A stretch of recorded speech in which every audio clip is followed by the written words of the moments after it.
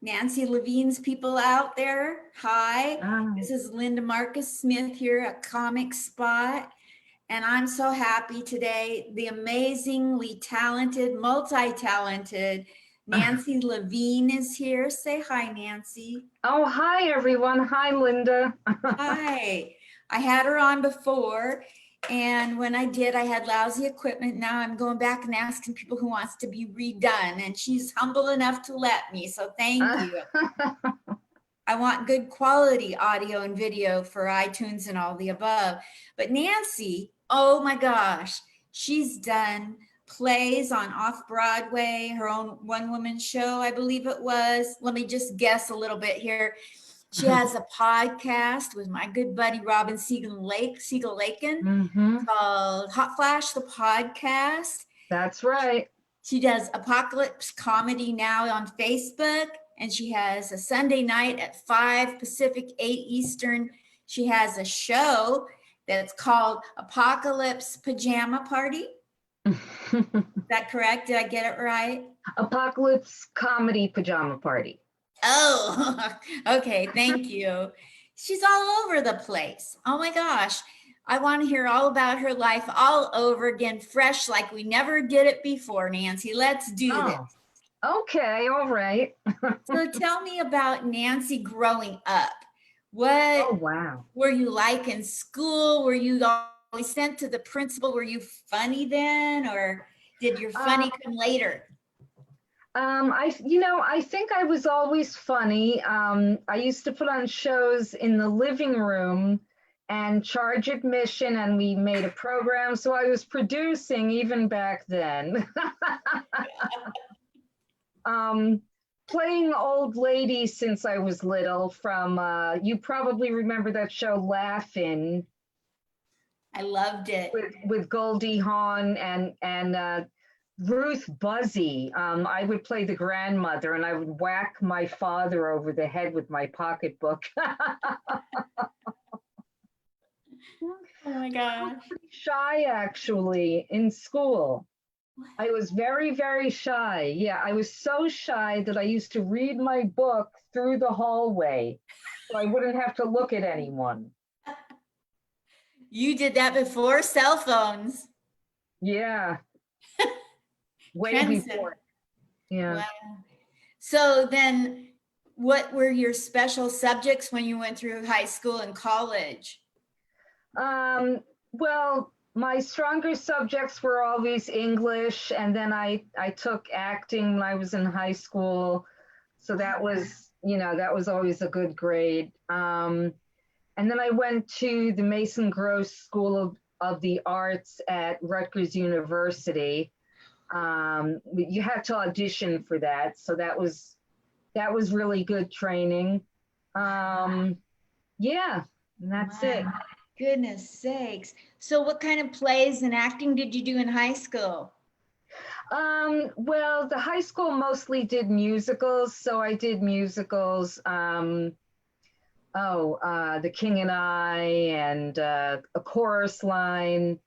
Yeah, I never got the lead. That wasn't really my thing, the musical so much. But yeah, it was fun. So I went to high school with the Bionic Woman, Lindsay Wagner. Oh, wow. But I'm here to tell you, she's still 3 years older than me. And so she was a senior, and I really looked up to her because I was in the orchestra pit when she was up on stage acting in the lead roles. I never acted. I acted like I was in the play, but I was trying to play the violin. Uh, That's as close as I ever got to acting. was she good? Yeah, she was amazing. People were like, Sam Elliott went to my high school too. Oh, boy. The two of them were there at the same time. It was amazing. Wow. Yeah. Yeah. So did you go to school? I mean, you're from the East Coast, so did you have famous people in your schools with you? No, I didn't have anybody famous, but a couple of people became famous. Roger Bart, he was in my class. He's mostly a stage actor, but he's had a lot of success. He was in The Producers. I'm looking at the picture right on my desk. Hi, Roger. And he did a lot of television. So, yeah. So you go to high school, you're doing some acting, you go to college. Did you act in college as well? Yes, I did. Yeah, you had to audition for everything. So, And how yeah. did the audition go? The auditions went well sometimes and sometimes not so great, depends. Yeah. So you got into Rutgers because of your acting? Yeah, I had to do a monologue. Wow. Do you Yeah. remember the monologue to this day? It was, I think it was from the play called Bird Bath, and it was a dramatic piece, funny enough, about a woman who had coffee cake and caviar with her mom for breakfast, but then she killed her mom with a knife. Wow. Yeah, it was pretty intense. Did that feel good to act that out? Yeah, that felt good.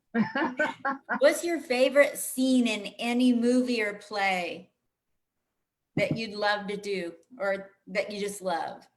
Oh, that I'd love to do. I'd Yeah. love to someday play um the lead role in Who's Afraid of Virginia Woolf. Wow. Yeah, because of the pathos or the pathos, however you say it in there, of that character. Plus, I could play a drunk really well. How so? Just kidding. Not that I have any experience, with that. Yeah.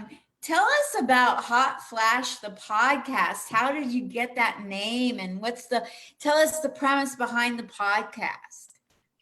How we got the name? Well, I went through the change a couple of years ago, so I guess it was on my mind. My poor son used to have to watch me get my flashes every night at 7:30 at dinner time. I'd be like, oh boy, it must be 7:30. Yeah, and we interviewed different people in showbiz, directors. Last time we interviewed, I forgot her name, but somebody who owns her own film company, stand-up comics, of course. Next week, we're going to interview the director of The Housewives of Secaucus. Oh, that should be. Wonder what you'll find out from her. Yeah, him. It's a guy. It's not you?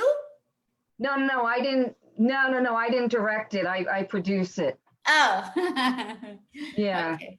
Got it. Yeah. So yeah, it keeps us busy. We do that twice a month. So Okay. yeah. My favorite interview that you two did, of course, was Nikki Paris and Adam Hunter and Dylan McDermott. Yeah. So Tori Spelling wasn't there for the interview? No, she wasn't there, but her name did come up a little bit. It's always nice to drop that name. Yeah, that was a fun interview. Yeah, they have a pet pig, which is interesting. I don't know why, but I guess somebody has to. Now the pet has a home. Yeah. So you have also this Facebook page of Apocalypse Comedy Now, and I'm going to screw up the name of your show because I think it's in a different order, or maybe Apocalypse Comedy Pajama Party. Excellent, you got it. I did it. Ding, ding, ding. And it's the Groucho Marx thing should drop down and give me $100. That'd be nice, right? Yeah. So with your pajama party show, what gave you the idea to do a show People in their pajamas. That is so ingenious.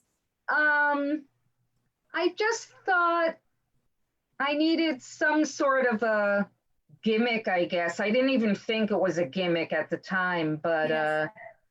I guess for lack of a better word or phrase, gimmick.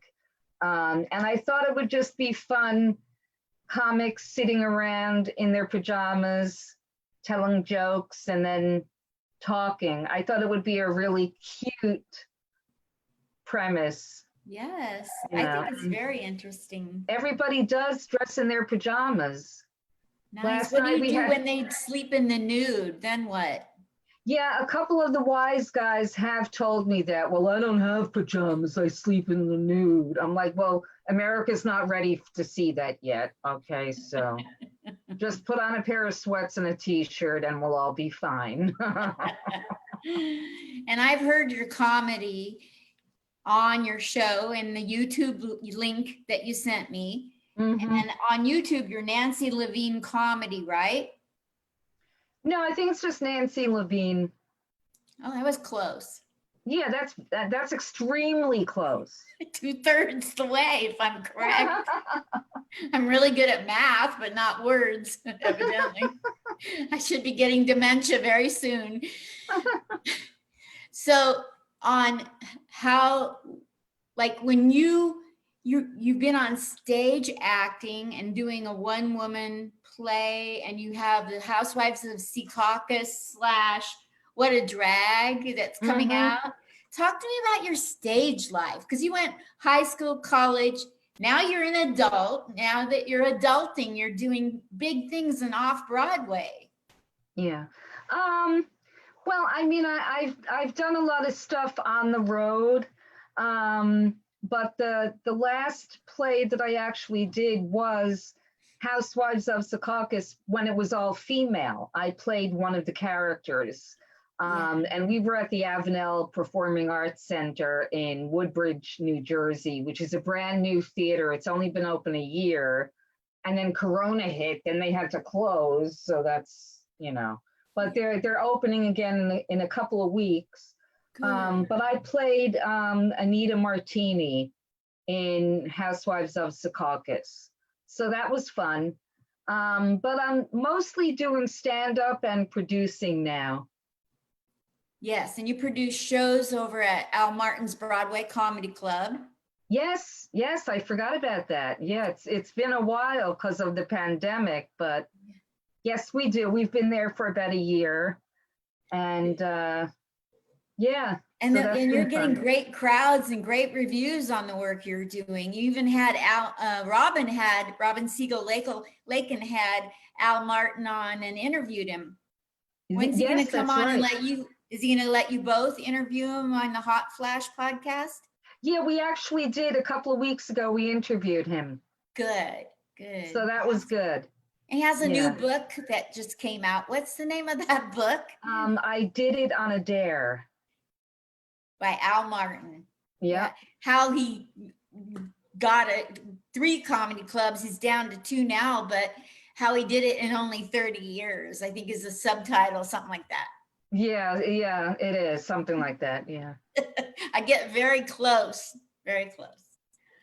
So let's see. We went through high school, we went to college, went to Broadway shows. What's next for you? Geez, Louise, is there anything that has eluded you? What's next? I mean, I'd love to do some sitcom work myself, like be one of the moms or the nosy neighbor on a sitcom. But I need the audition. I need to get in the room. That's the problem. I have a manager, but I don't get auditions for that stuff. I get auditions for like cancer patients, thinning hair. Next one's going to be for a cemetery plot. I mean, once you reach a certain age, the F word, if you're over 50, it's like, it's all the cancer and the cemeteries. Well, thanks. Don't rush it. I'm not that old, okay? So. Oh my gosh. So So a nosy neighbor, what comes to my mind is Gladys Kravitz in Bewitched. I loved that character. Me too. I could have played that character big time. I tease my sister that she's Gladys Kravitz because I visit her in Orange County, California, and she's always like, we'll go for a walk. She goes up and talks to a neighbor. What's going on over here? What's going on? Such a Gladys Kravitz. And it's a great name too, isn't it? It's perfect. Oh my gosh. Kravitz. Kravitz. Kravitz. So what are some funny things? How long have you been doing just comedy? Leave the acting out of it, the comedy. 6 years. And how have you felt about your comedy? I'm your shrink now. How's that been going? How does it make me feel? You got it. Nauseous. It makes me feel nauseous. It makes me feel like I wish I got some more work. That's how it makes me feel. I wish I was, getting some paid gigs on the road. That would be nice. It's just a part of the whole stand-up thing is who you know and who you schmooze with. So you're doing a good thing by doing these interviews. You're schmoozing with everyone, you whore. I will share them all, every single one of them with you and Robin and Debbie Baza and Maureen Langen if she begs me. That'll be the day. Make her beg. Make her beg. Hanging with Langing. She'll be longing for all of my connections. One day. Really. At the next apocalypse, she'll be hollering. Not now. She'll be scratching on your door. But like if you get some of these people off of that I've done off my list and interview them, you line them up by city and just do a country tour. Oh. Okay. It's a thought. It's just a thought. Yeah. In the early stages of development. Yeah. Yeah. So is there any kind of hope you have for our bright country, our future, our way that we treat each other? Anything like you're seeing that's hopeful? Oh, you disappeared for a minute. My phone dropped. There's a ghost in my phone. It keeps dropping. You suddenly disappeared. I was like, I don't think I'm that boring, am I? This phone is driving me mashugana. Good word. I think there is hope. I think it's excellent what's going on with all the protesting, as long as it's not, violent, peaceful protesting. I think it's a great thing. I think it's turned into a movement, and hopefully there will be some real change out of this. I don't believe in defunding the police. That I do not understand, because then how are they supposed to operate? That just doesn't make sense to me at all. And I don't like any rioting that happens. Me neither. But I do believe in the peaceful protesting. I think that's a great thing. It's awesome, isn't it? To see all the young like the 60s again. Yeah, as I was trying to tell people, they were like, we saw this in the 90s. Oh, hell no, you didn't. We saw it in the 60s. Step back. Let me talk.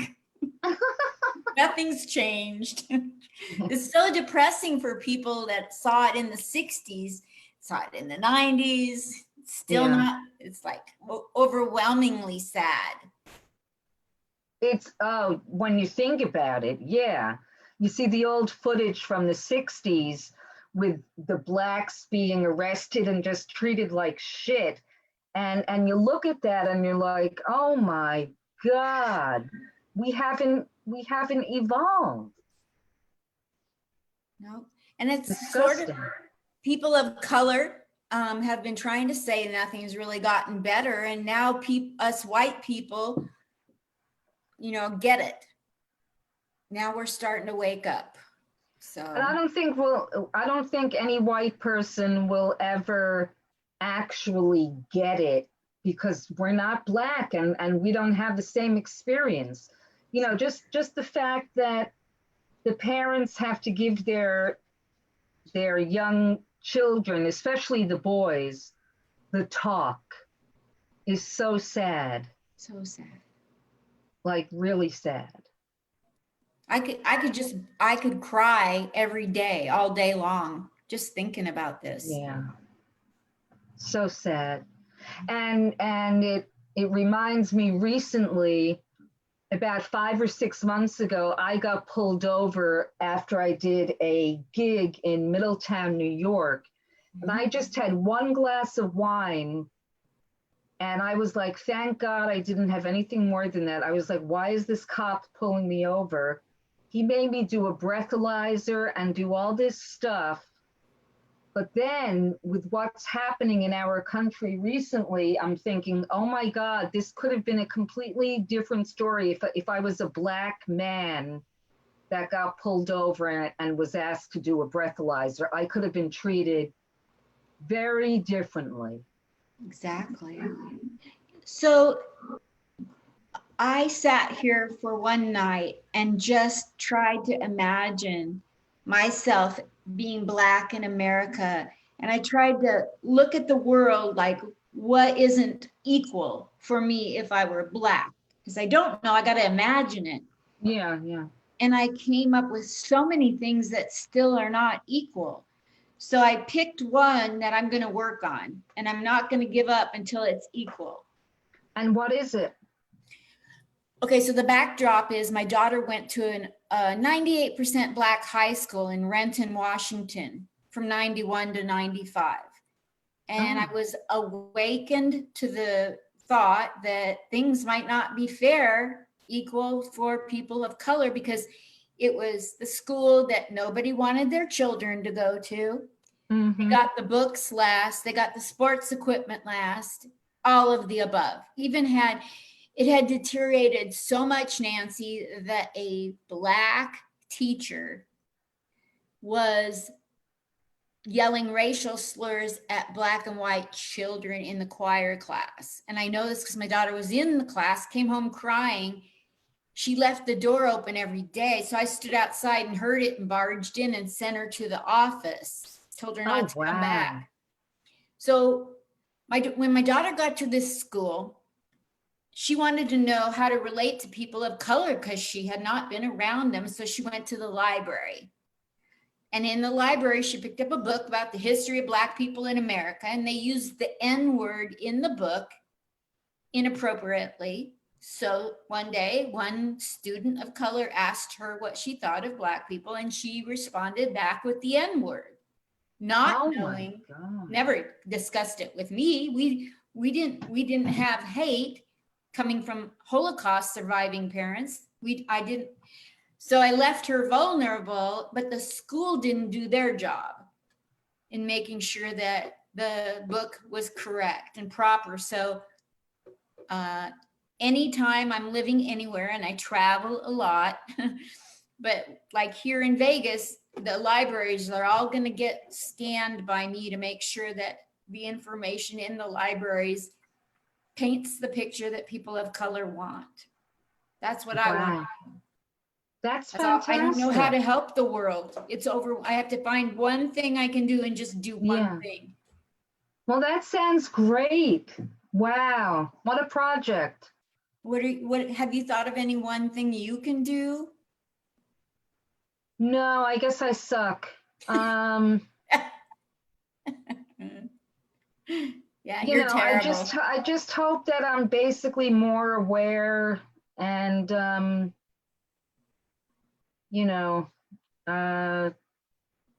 maybe give to some charities or something. I don't think I'm going to be at any of the protests. I'm kind of afraid, to tell you the truth. I am too, because, well, some of them are going without masks in crowds. And if I get that thingamajig that's out there, I'm dead, Yeah. you know? But yeah, it could erupt into violence really easily because it's a hot topic. Yeah. And it has. It has. I mean, look what happened in DC. They were peacefully protesting, and then the president has the military shoot out the rubber bullets and the tear gas. Tear gas is never a good thing. That always creates havoc. Yeah. There was Yeah. no point in that. None whatsoever. None whatsoever. I think most of the police force that are doing bad must have some kind of post-traumatic stress disorder from all the trauma they're around and need to be relieved of duty because they're overreacting. Yeah, that's a good point. Thank you. It's so painful to see. It's just painful. Yeah. Yeah. So is there anything you want to cover that I missed out on? I'll type your links and correct me if I get them wrong. I guess I'm on Instagram as Nancy Daly 0111. Nancy Daly 0111.